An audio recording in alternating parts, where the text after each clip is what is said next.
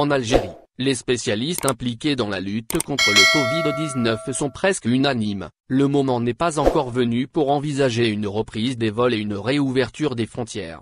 Leurs arguments ? La situation sanitaire est certes relativement stable depuis plusieurs semaines, ce qui permet au gouvernement d'alléger encore le confinement et le couvre-feu, mais le risque est toujours présent pour au moins deux raisons. La progression des variants fait peser la menace d'une explosion des contaminations et d'une troisième vague qui serait difficile à gérer. Dans certains hôpitaux à Alger, comme Mustapha ou Doura, la situation est déjà difficile. Ouvrir les frontières dans ce contexte, c'est prendre le risque d'introduire de nouveaux cas de variants, estime-t-il. L'Algérie est très en retard dans sa campagne de vaccination. Actuellement, seules quelques dizaines de milliers de personnes ont reçu leur vaccin. De l'aveu même du gouvernement, les commandes passées ne sont toujours pas livrées. Or, sans vaccination, il est difficile d'envisager une réouverture des frontières, même pour les personnes vaccinées. Ces dernières sont protégées contre le virus mais elles peuvent le transmettre.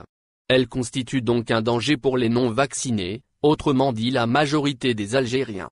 Réouverture des frontières, les explications de Dr Yousfi.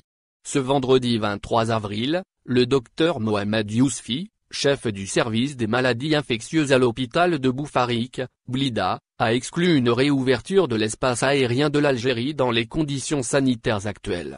S'exprimant sur Radio Sétif, le spécialiste a expliqué que l'Algérie n'avait pas encore atteint un taux de vaccination avancé pour permettre une reprise des vols. Nous sommes loin de l'immunité collective. Nous avons besoin d'acquérir entre 30 et 40 millions de doses de vaccins car les quantités reçues sont très faibles, a-t-il expliqué. Dr Mohamed Yousfi a rappelé que le vaccin était indispensable pour lutter contre les nouveaux variants du coronavirus.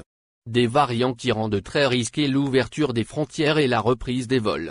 Merci de vous abonner à la chaîne et n'oubliez pas d'aimer la vidéo et cliquer sur la cloche pour recevoir toutes les nouvelles.